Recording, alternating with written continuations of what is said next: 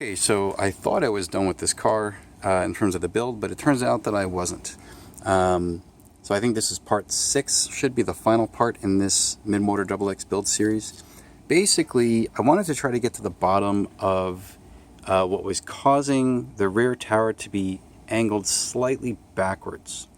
And what effectively was happening was when I took this part, this is the Kyosho UM733, I think that's the part number, that I put under the motor plate here to support the motor the motor plate so that you would have no flex going forward.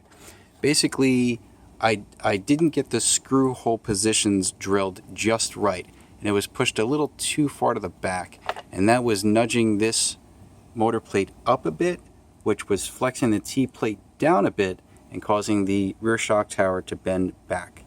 So if I take this out and I don't have any screws there kind of holding this in place to this, then everything returns to normal. So, but then the problem there is that I need a different way to make a waterfall. And I tried drilling different kinds of holes through this motor plate. As you can see, it's a bit of a mess. It's kind of an experiment in progress. So, okay, I'll get to what I ended up doing, but the other problem, by the way, that I had with this approach, where I had this under the motor plate, and then I had two 3x12 screws screwing up into the motor plate, and those were originally, if I can get the lighting correct here, it was this hole and that hole, and I had them threaded. And by the way, these holes aren't well aligned either. That's a separate problem.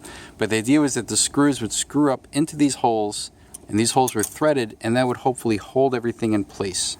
I wasn't quite sure if that would really hold up to the rigors of racing, and just as I unscrewed those screws and tried to put them back in, it stripped the threads. So sure enough, that was nowhere near strong enough to really hold everything in place, even if for the first pass in building it, it looked okay. It actually wasn't. So I had to start over. And what I ended up settling on is this guy right here. I figured this would be the most elegant solution to creating a waterfall or waterfall-like effect for this chassis without doing anything super nuts. And it's actually quite simple. Basically, you drill a hole into the motor plate from the very front here. So this thing is curved, right? So you just want to catch the apex of that curve and drill a hole straight through. The reason why you want to catch the apex is because when you mount a screw in from the inside going out, you want the screw head to sit flush on the metal, right? So right here, there's a button head screw. I think it's a I used a 3x16 screw here, and then I'm twisting this around a lot. I locked it on the other side with a normal nut here. It's not a lock nut, it's just a standard M3 nut. You just screw it on real tight to crank it in place, and that basically locks it in place. This here is a Traxxas eyelet. You can get them from other companies as well, but I have a few Traxxas parts lying around. I do not remember the part number, but it's basically like a captured ball stud. So that goes in, and then you put a lock nut down, and then this part here is set. Even though this was a 3x16, the total length here that I needed was more like 3x14, so I just dremeled off the last few millimeters here. I don't have any 3x14s of this type of screw, so that's what I had to do. Now the reason why you want to have as much space there as possible is for mounting the batteries. So if I have a shorty LiPo, this is a 4.2 amp hour shorty LiPo. If I throw that in here, I'll rotate this around again. As you can see, this is going to force the battery all the way to the front, and there's maybe 2 millimeters or so, 2-3 millimeters of forward to backward play if you want to move the battery around. But basically, it forces the battery forward. If you use a thinner LiPo, this is a 3 amp hour LiPo, then that does allow you to mount the battery under this lock nut. So you can move it a little bit further backward if you want. But generally this will give you a more forward bias for the battery mounting instead of mounting it all the way up against this motor plate here. If you need more weight in the back and you can't quite get it with the battery, there is plenty of space here and here to just tape lead weights, you know, near the motor plate, and that should give you, if you want to put more weight in the back, that should do it. So this Kyosho part here that I talked about in one of the previous videos, you don't need this. This is not really the right way to go. So scrap that. Okay, this is what I'm doing, and basically this allows you to okay, so what else did I do before I start jumping around?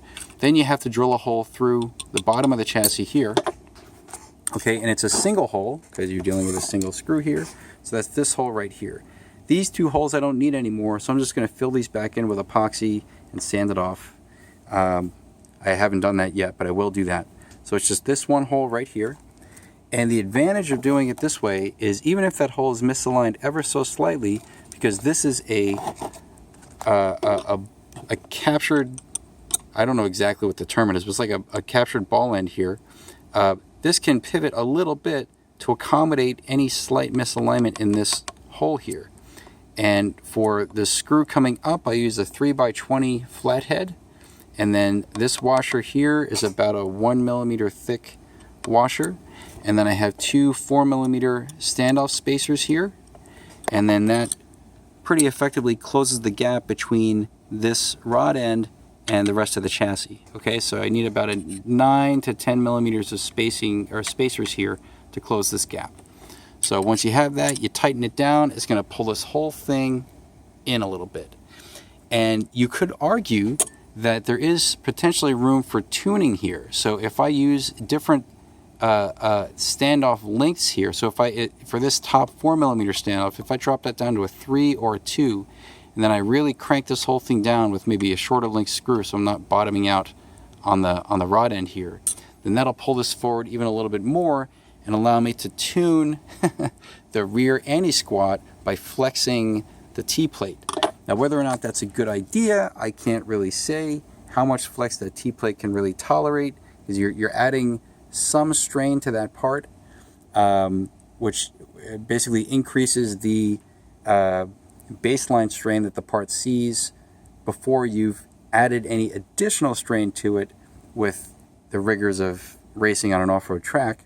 But in theory, you could use something like this to induce some flex in the T-plate to tune the rear anti-squat, and to tune it very accurately, because you're quite literally limiting how much this locks down with spacers. Okay, so it acts as a waterfall and potentially an anti-squat tuning tool as well. Now, if you do that, remember this whole thing is going to flex, which means the tower is going to flex, which means your wing angle is also going to change. Okay, but anyway, that is, let's say, a neat side effect.